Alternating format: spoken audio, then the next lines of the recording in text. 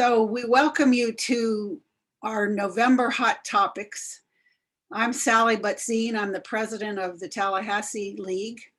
And we welcome you. If you're a member of our league, we appreciate that. And we thank you for your support and participation. And if you're not a member, we invite you to join us. You can find information on lwvtallahassee.org. That's our website, lwvtallahassee.org. And you can join right online, but we'd love to have you. We welcome men as well as women, of course. The league is nonpartisan. We don't support candidates, but we do advocate for issues. So we educate about voter information, we educate about candidates' positions, and we advocate for issues that the league board decides, the state and national board decides are issues that support our values and our mission. And our mission is to defend democracy and empower voters. So again, I welcome you to our Hot Topics tonight, and you'll be getting information about our exciting first event in person coming up after we've been off for COVID all this time. But we're going to have a wonderful holiday party this year. We're going to have a brunch at the Capital City Country Club on December 18th. You'll be getting information about that. And again, you're welcome to attend, and we hope to see a good attendance and see everybody in person. And it's going to be wonderful to get off of Zoom for a while. So anyway, I'm going to introduce now one of our board members who is going to introduce our speaker. And Katie Bonetta, we thank her. She's the one that secured the speaker for us. And she's been a loyal, wonderful board member, and we appreciate all she does. So Katie, I'd like you to unmute and introduce our speaker. And then let me say too that we'll take questions and comments after our speaker finishes. So if you have any comments or questions, please put them in the chat. And then at the end, I will get the questions and ask our speaker to respond. So Katie, go ahead, please unmute. And awesome. Well, thank you so much for that introduction, Sally, and welcome everybody. I'm so excited to have Christian here. I met Christian, I think we finally met in person just a few weeks ago, but I've known him since 2006 when he worked for the then minority leader, Dan Gilbert. And I think Dan is definitely still in his wheelhouse. Mayor Gilbert now is still very much, I think you guys are still very close contact, certainly a friend to the league. And I'm sure we'll dive in a little bit on that too. But they had a great working relationship. That was back when Charlie Crist was not a Democrat, when he was a Republican. So certainly when it comes to voting stuff and redistricting, which is the bread and butter of the league, Christian is well-versed statewide and countywide. A little bit more about Christian, and I'm going to pull this up just so I don't miss it. Lots of campaigns, municipal, state's attorney, issue advocacy. You can, and I'd love, Christian, if you talked a little bit about the group that we did the press conference together. That's so great. That is focusing on redistricting specifically. He runs a communications PR shop called Edge Communications currently. As I mentioned, was the communications and policy advisor to Dan Gilbert when he was the House Democratic leader, and certainly stayed engaged with him throughout. Let's see, certainly well regarded on both sides of the aisle. I can speak to that, certainly since I've known him. Very well liked, uber professional, and quick and sharp. So I know the press corps is a big fan also. He most recently served as the senior advisor for Miami-Dade County Mayor Cava, who many of you all have seen, has been in, and was in the news a lot with the unfortunate accident with the building in Sunrise. But that was a big win. Also State Attorney Catherine Fernandez Rundle. I'm certainly a big fan in criminal justice reform of her. County Commissioner Eileen Higgins and School Board Member Louisa Santos. Christian is in Tallahassee today, but born in Miami and lives there with roots in Nicaragua. He is a graduate of our local Florida State University, undergrad and master's, and he lives with his husband in South Florida in Miami Shores. So I hope I didn't forget anything, Christian. And You got it. okay. Well, would love to talk about and just a little bit about redistricting, kind of how we came to having this hot topic. Obviously, it's a big issue for the league, but I always tell people the more I know about redistricting, the less I understand. And I think us as leaguers could use a little 101 to Sure. arm us with the details when we get asked about the history in Florida and what to look out for this upcoming session. So I know you know all about those things. So I'll go ahead and mute Sure. myself and take it away. Perfect. Thank you, Katie, for the invitation. And Sally, thank you for the warm welcome. And to everybody, it's great to be with you all. As Katie mentioned, I'm a creature of this process. I've been involved for 18 years. And as Katie mentioned, redistricting is a great hot topic to talk about. It's obviously very present right now at the state level. It's working its way through at different local governments right now. So I'm going to just set the stage. I'll talk for about 10 minutes. Both of the state and a little bit at the local level. And then we'll open up to questions because, as Katie mentioned, and I feel her on that, sometimes the more you learn about redistricting, the more questions you have, and maybe it becomes a little less confusing, but more ominous, if you will. So the league has played a huge part in where we're at with redistricting today, right? In 2010, voters approved the Fair Districts amendments that set very clear standards in the Constitution, a set of standards that must be followed. Because of that, after the 2012 redistricting cycle, the state, Senate, and congressional maps were challenged through the court process where the league played a lead role as plaintiffs. Dan Gelber was a lead counsel on that. So he's intimately involved with this process and fought to make sure that the fair district standards were implemented. And what does fair districts mean? Fair district means that there are two set of standards, tier 1 and tier 2. Tier 1 is the most pressing and one that legislators follow very closely, which is obviously that it's disfavoring any districts drawn for political gain or for political opportunity, making sure that they're compact, making sure that boundaries are respected, and making sure that there's a level of competitiveness to them. Tier 2 means that where possible, bodies of water should be either kept together or not bifurcated. It also means where possible, cities and city boundaries should be kept together. Obviously, in more rural communities or like the panhandle, it means counties should be kept whole and not sliced and diced. In big urban counties like Miami-Dade, it means you should avoid, where possible, splitting cities. But those are tier 2, so those are secondary to the tier 1 standards, which is the compactness, making sure that the Voting Rights Act philosophy is followed and implemented, which that's now federal law. And Voting Rights Act means that make sure that minority access districts are preserved and where possible, and making sure that districts are not washed of opportunities for minority communities, whether it's Black Americans or Hispanic Americans, are able to elect a representative within their district boundaries. So the 2012 maps were pretty gerrymandered in the Senate and congressional side. Several groups led by the league challenged those maps successfully, which led to the Supreme Court taking over the process and really ordering final maps to be drawn. And that's important. And that's a key point, and that is a major victory. And I'm not just saying that because I'm speaking with you all today. I share that across the state, that became a monumental moment in Florida because it was going to test our next redistricting cycle, which we find ourselves in.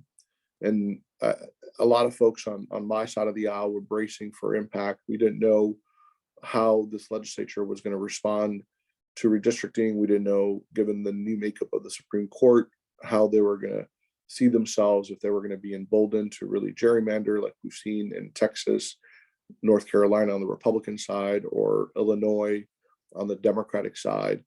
But they actually followed a strategy that is non-litigious map drawing. And it's important that we say non-litigious because now with the constitutional standards in place, the legislators know that there is a backstop to their overreaches, which is now a court process where courts will interpret if the fair district standards tier 1 and tier 2 were followed, and if not, it will reset the process depending on ruling. So it is very clear that at this point, only the state Senate, right? So the state House has not released anything. The state Senate has released 4 set of congressional maps and 4 set of state Senate maps. The state House, supposedly they're going to be introducing their maps sometime in early to mid-December. And they've also adhered to long history and tradition that each chamber releases their chamber's legislative map and doesn't release for the other chamber to minimize political discourse and make sure that food fights are avoided. And that was true when Democrats were in control. It is true now when Republicans are in control. So each chamber defers to their respective leaders to release maps for their bodies. They each will release congressional maps, which I'll touch on in a second. So the state Senate released 4 set of state Senate maps, which a lot of folks were pleasantly surprised that are truly adhering to fair districts with some exceptions.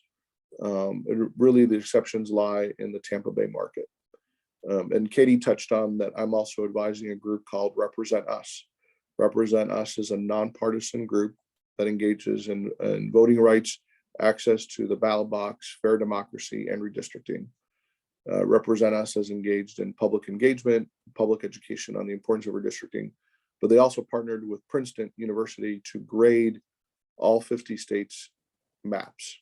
And they were bracing, because of what we thought was going to happen in Florida, to grade maps in Florida similar to what we saw in Texas and North Carolina on the Republican side as Fs, and on the Democratic side in Illinois is an F. And they actually, when they ran the analysis, they released the grades of a B, right? And that's a big deal. No one expected Florida to receive a B mark. And what's stopping us from really getting an A is in Tampa market, State Senate District 19, which is held by Senator Rouson. It jumps the bay, so it jumps from Hillsborough into Pinellas. And that's important because some folks feel like there's still an opportunity to have a minority access seat and preserve a district that adheres to the Voting Rights Act federally and tier 1 standards of the fair districts by keeping it whole in Hillsborough.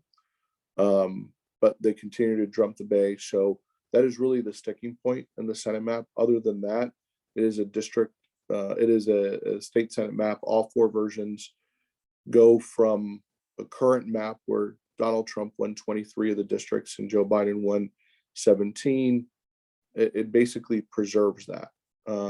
So for us, the message was always built off of the 2016 constitutionally sound maps that were ordered by the Supreme Court to be drawn. The state Senate maps do that. They also do it for the congressional maps.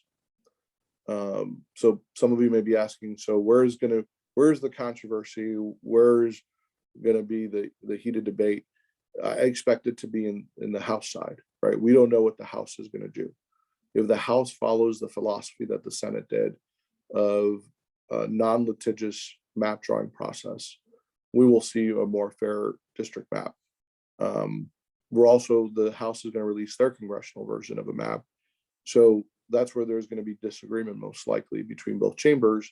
And that's where probably the sticking points are going to be. And depending on what philosophy the House follows, right now we're saying, do they follow the Texas, North Carolina, and Illinois style process, or do they follow the Florida Senate process? And depending which model they take will determine if we find ourselves in a position that outside groups like yours need to challenge these maps because they don't adhere to fair districts. The good news is that we have a set of maps released by the state Senate that achieve overall, as graded by Represent Us or Princeton, a B. and gives a fair shot for competitiveness and tier 1 standards being met by fair district standards. That's a top level overview of where we're at with the process today. What happens is in January, they'll jump into committee meetings in earnest. The Senate started, they had hearings this week. They'll have another round of hearings during the next committee week, which will be Monday, November 29th. They're going to continue to take public testimony, questions, and debate by members. The House will kick off their process in January. And really, when the House releases their maps, we will be able to see what direction Florida is ultimately going to go, mainly with the congressional maps. The congressional maps, as we know, we gain a seat because of reapportionment in the census. So the current map as we are today has Donald Trump carrying 15 seats, Joe Biden winning 12. The state Senate map released versions has Donald Trump winning 16 and Joe Biden winning 12. So the Republicans net 1 seat, and there's several competitive seats in the Tampa market and in Miami-Dade. So again, always could be a little bit better. Some of these districts could do a little bit better job at adhering at tier 2 standards of trying to keep cities and counties whole where possible. But a great starting point to this process based on the Florida Senate. There's redistricting at the local level, which I just want to touch on. It's very convoluted because every county has their own process. So there's not one set of standards that counties must follow. All the counties have their county commission draw their own maps.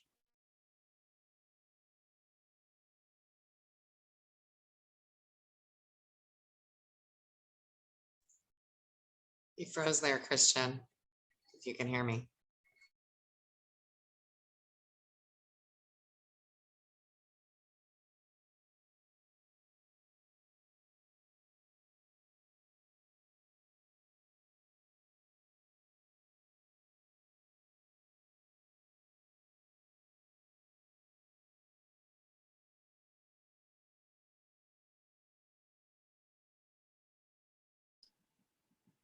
Yeah, can you contact him, Katie? Yeah, that's what I'm doing right now. Okay, we'll give him a second or two. Remember, if you have questions, to put them in the chat, and we will hopefully get him back. Did I lose you? I think I'm back. Yeah, you froze My up, laptop, but you're sorry, my back. iPad did something weird and it just like went black, Oh, and then it brought you back on screen, thankfully. yeah. So I You were started just talking about the local piece. Yeah, you were just starting to talk about local when you froze. So pick it up from there. Thank you. Perfect. So at the local level, unfortunately, there's not a set of standards. The only thing that local jurisdictions must follow are federal standards as it relates to the Voting Rights Act, which ensures that minority access seats remain intact and viable based on population. So it means if there is a minority access seat today and the population of that district remains similar, then that district needs to continue to be a minority access seat. If not, it's subject to potential litigation through the federal court process. But there's not a standard for our 67 county commissions to follow redistricting. Every county does it different. Hillsborough, for example, just finalized their maps earlier this week. Miami-Dade is in the final process of doing it. They actually did it a little different this year. They put together a citizen advisory group where every commissioner appointed a resident that did 15 hearings throughout the county to take public input. They started with 3 versions of the maps, and they changed pretty much throughout the hearing process as they took public input. And then a map is recommended by the advisory group that gets introduced by the commission, which has never been done before. It's very time consuming, but I give Miami-Dade County great credit that they did it in a very participatory way. And it removed that layer of political involvement by commissioners because it was an advisory group of residents that ultimately recommended a map for the commission to take up. That was introduced in first reading yesterday, and then it gets through final passage at the next commission meeting, which will be the first week of December. So I will share I see a question, what does Leon County do? I will share information. I'm doing some research. It was not readily available. So Katie, I'll send you some stuff as I get some stuff, and you can share it with your fellow colleagues at the league, because now I'm curious too what some of these counties do. So I'm putting some stuff together. There's some articles from Hillsborough, some articles from Miami-Dade that Katie, I'll send to you and you can share with folks, because it is interesting. Since there are basically 67 versions at the county level, and the cities then have their own version as well. It gets a little convoluted, unfortunately. The more local you get, it gets not followed any strict set of standards. Fair districts does not apply at the local level. So it is really up to those county commissions. Katie, to your question, what are each county unfortunately has a set of deadlines. Hillsborough had to do it before December 1st. Miami-Dade County has to do it before December, I think 13th, because they need the districts in place 6 months before the start of qualifying. Qualifying starts May 31st. Next year it ends June 13th, so they need to work backwards. And by December 13th, they needed to be done to make sure that they were in place by the end of qualifying next year. So each county unfortunately does different. I know you all are based here in Leon County, so I am doing some research on Leon County, Tallahassee, and I'll gladly send it to you, Katie. And with that, I know that was a lot of information. I'll turn it over back to Katie so we can go through questions, or to your chair, Sally. Okay. Yeah, thank you so much, Christian. I have two questions off the top. And then I think since Sure. we have a group, I can see the whole screen here. If anybody wants to ask a question or make a comment, just raise your hand and I'll unmute you and let you speak directly to Christian. But thank you for that information. But here's my first question. You mentioned, that Florida is gaining a congressional district because of population. Does that also apply to the legislative districts, or do they always stay the same number? That's a good question. No, the Constitution limits the state Senate at 40 and the state House at 120. So it would have to change. There'd have to be a constitutional amendment to grow our bodies. So it is set based on range. It can be no lower than 32 and capped at 40. The state House is 80, no lower than 80, and capped at 120. Okay, so the redistricting really makes a difference with, they have to change according to the population, but not the number of districts. Interesting. Correct. And that's actually a good point, Sally. Yeah. I know you have a second question, but just on that point, the federal reapportionment obviously impacts congressional representation. So Florida gained a seat, New York and California for the first time in history lost seats, because their population either lost or grew at a slower pace than Florida. So their losses are gain. At the state level, it is a similar concept. It doesn't change though, like Congress is the same, right? It'll be 435 members no matter what. So at the state level, it's the same concept, but like South Florida didn't grow as fast versus Central Florida grew quite a bit. So what you saw was, in essence, South Florida lost a seat, which is hard to kind of from a concept perspective, visualize it. But we technically did lose a seat in South Florida, and it's to Central Florida's gain. Okay, I think that's interesting. My second question is this. I know we talk about gerrymandering and unfair districts in terms of Democrats and Republicans, but I believe I recently saw that now almost a third of registered voters are no party affiliation. So I'm curious as to how that factors in when you're talking about parties, because many voters don't have a party. So Sure. how do they fit into the equation is my question. That's a good point, Sally. And that's why I think you're seeing fair districts. At the end of the day, every voter, we look at districts based on basically party performance, right? Whether Joe Biden won a district, whether Rick Scott won a district. So whether you're a Democrat, Republican, or independent doesn't matter based on registration. We look at it from a performance of the district. So that's where gerrymandering comes into play, right? So with software now, you can quickly put in past election results and draw districts based on how a district would perform, not so much based on registration, but really based on that performance. And that's where the gerrymandering really takes place, right? So they will take a district to try to cut it up in a way where, Donald Trump won it in one area and then Joe Biden wins it in another area, which that is the essence of gerrymandering. So it matters less whether there's a growth in NPAs. It's just a matter of performance.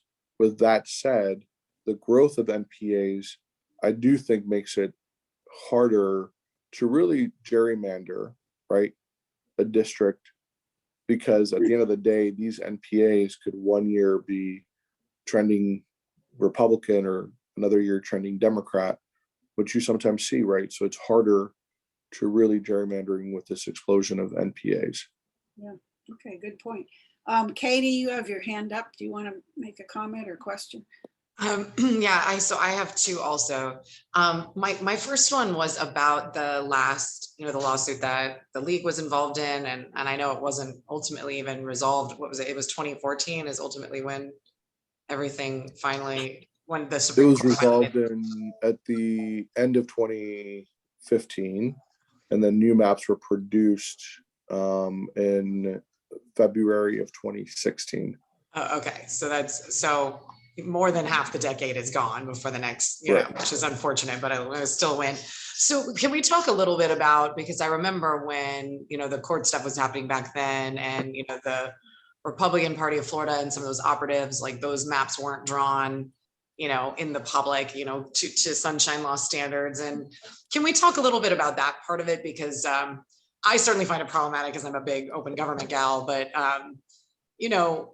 theoretically, I know where you land, but like, if Democrats had been in charge at the same time, would they not have drawn their own maps that they were hoping would fly? I mean, I'm just curious about that, because where's the line on what is legal and not, if it's not just hopeful stuff, right? I don't know. Yeah. And look, that's why Represent Us, I enjoy working with them, because they call out both parties, right? So they've made an example of Illinois for that same factor that you mentioned, Katie, and they've called out Texas and North Carolina on the Republican side. So ultimately, both parties are culprits in gerrymandering. And what you're seeing more across the country is where you have independent commission districts, or at least independent set of standards, you minimize the risk of gerrymandering. And if the Florida House, and now this is me being hopeful, takes a lead like the Florida Senate did, then you're going to find Florida being ranked better from a democracy and access to fair districts, because they'll be able to say fair districts, having that independent set of standards enshrined in the Constitution is what led us to this point, because both parties are culprits in it. But we also see when voters have a say, it does change an outcome. And in this case, voters went to the ballot box, voted for fair districts. It immediately had an impact. And I think it was such a open lawsuit, right, that was witnessed publicly around the state, that it sent a message to lawmakers too, like the courts will intervene if you don't follow these set of standards. And I think these leaders, in this case, in our state, Republican leaders said, why are we going to have litigation hanging over our head if we can really truly follow the will of the voters? And it seems like they've taken those steps. Oh, no, that's great. I love that. And then my second one would be, I hope to the benefit of all, if I'm asked, what is a fair district? what's my not even elevator pitch? What's my response as a leaguer, as someone that cares about democracy? What do I say? Because it's confusing. And you've done an amazing job. There's a lot of things that I've already learned, seriously, of many, but how do I keep it brief and Sure. manageable for someone to digest and understand? Sure. I would say in a nutshell, the elevator pitch, A fair district one is that does not favor an incumbent or a political party, that is compact, keeps geographical boundaries together, and ensures that communities of interest are aligned. So whether that's coastal cities together, whether that's panhandle districts together, it keeps things together and intact. And that is the ultimate fair district.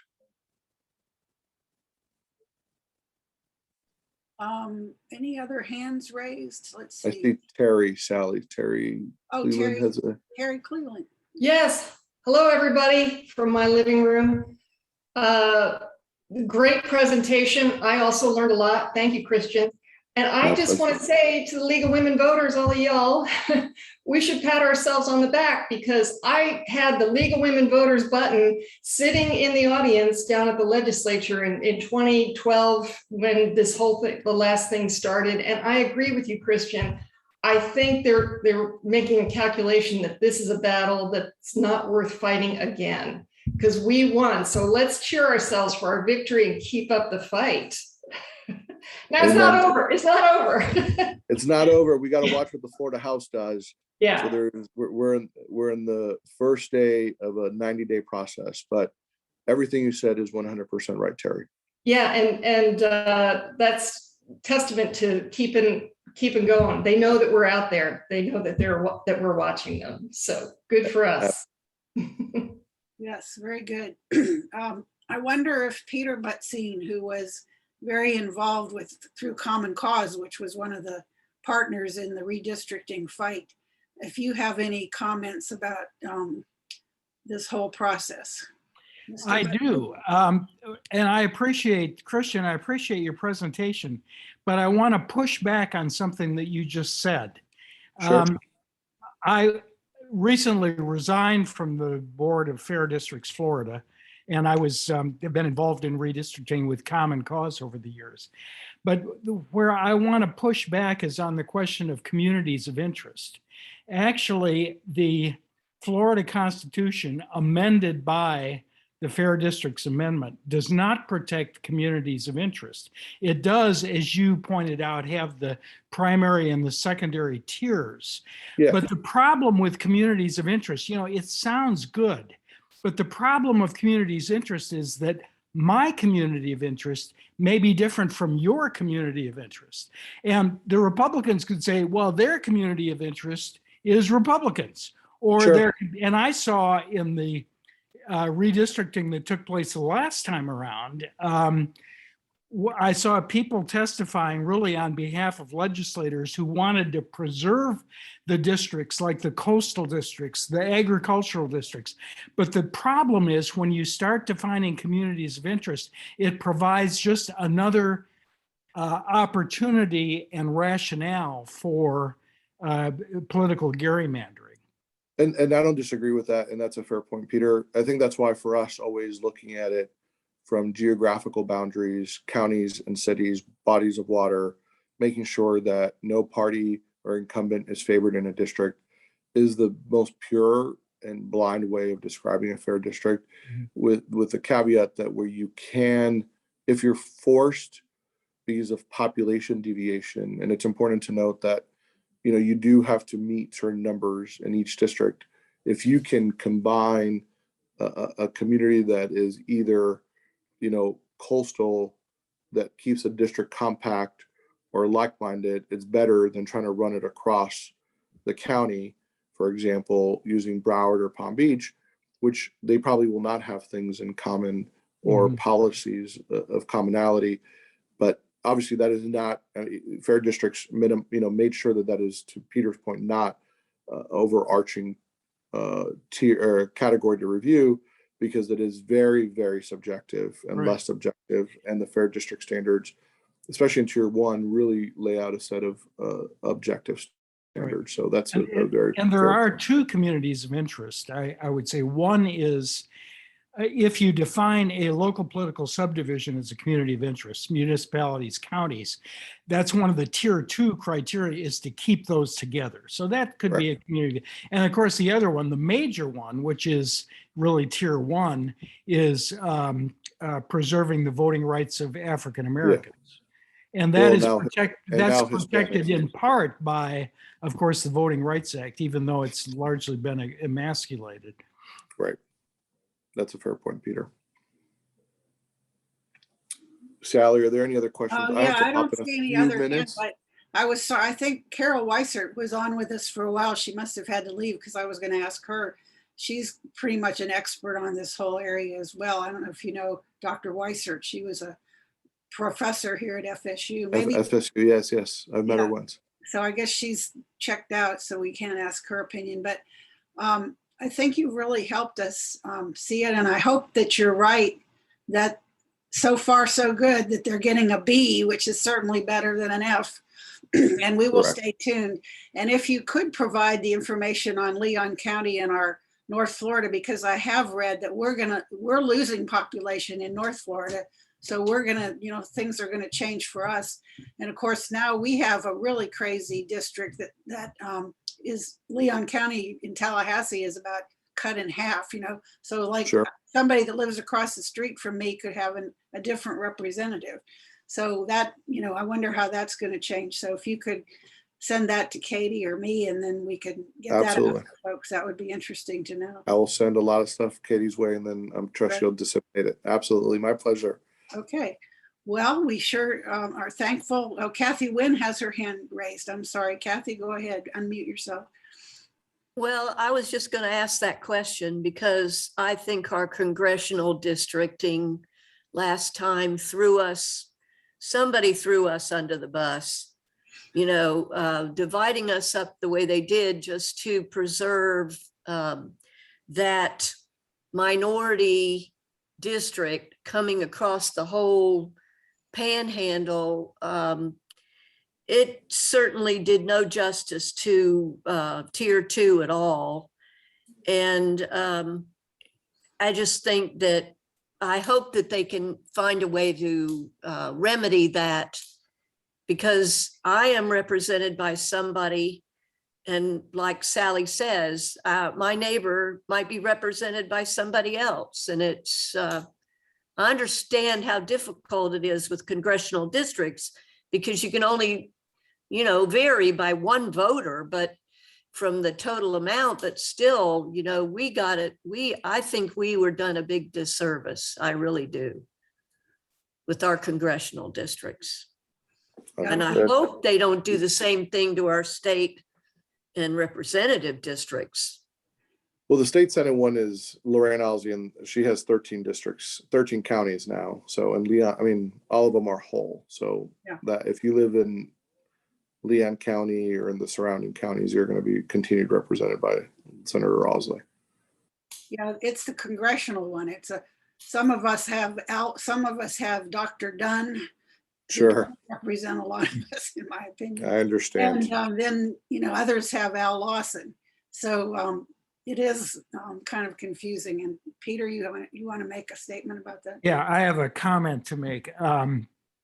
Kathy, I love you, as you know, but I disagree. And let me just explain. When and when I say we, I'm talking about Common Cause and League of Women Voters, were drawing the maps the last time. You remember the law firm that we hired drew the maps.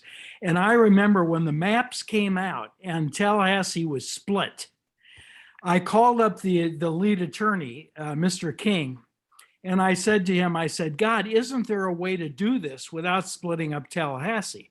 Because like you, I feel victimized by that.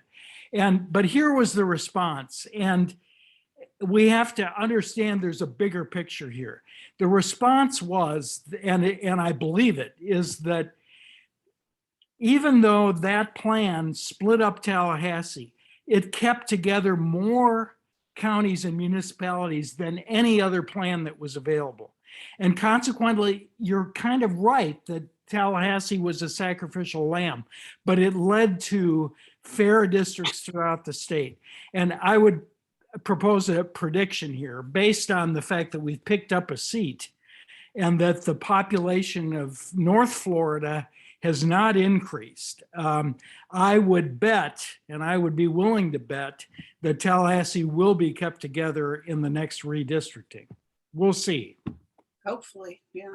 Well, Okay. I thank think so you. too. Thank you, Peter. But from what I saw when I was down there watching it every day with Marilyn Wills, was that they decided that that minority district was going to go the way it was going to go, which is from Duval County through part of Tallahassee and over into Gadsden.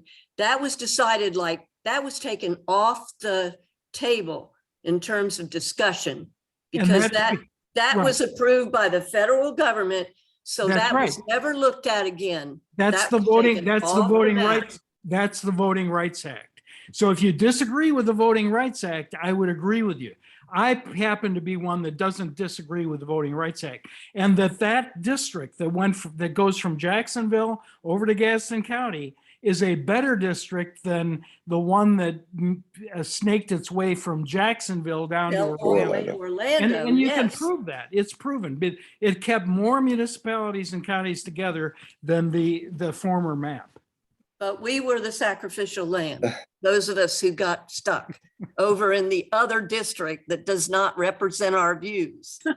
But you know, you can feel sorry for all the people that are from here to Jacksonville who probably feel like the same thing has happened to them, you know? So yeah, you're right. I mean, you can look at it from the total state perspective, but Yeah. it just killed me because I think I'm not being represented. That's the way I feel about it. And I feel the same way. Well, You and I have the same representative, but unfortunately I think the next time around our vote will count a little bit more. I hope so. Yeah. And I don't even think Do you that have we any other- lost people in the panhandle.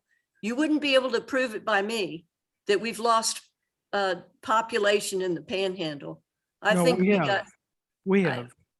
You No, I did. mean, look at the census counts. yeah, but I don't believe the census counts reflect what's Okay. going on in the panhandle. That's what I'm saying. And Okay, well, I'm that sad could be about true. that, but there's nothing we can do There about is some that. issues with Florida census numbers not fully being done. I do agree with you, Kathy, on that. Sally, I have to Yeah. jump off. Okay. I apologize, but No, I will send stuff to Katie. It has been a true pleasure.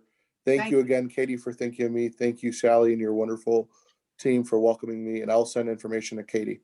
Okay, well, thanks everybody for coming, and we'll get that information out to you as soon as we get it. Thanks a lot. Good night, Thank everybody. you, Thank you. guys. Thank you. Good presentation. Thank you.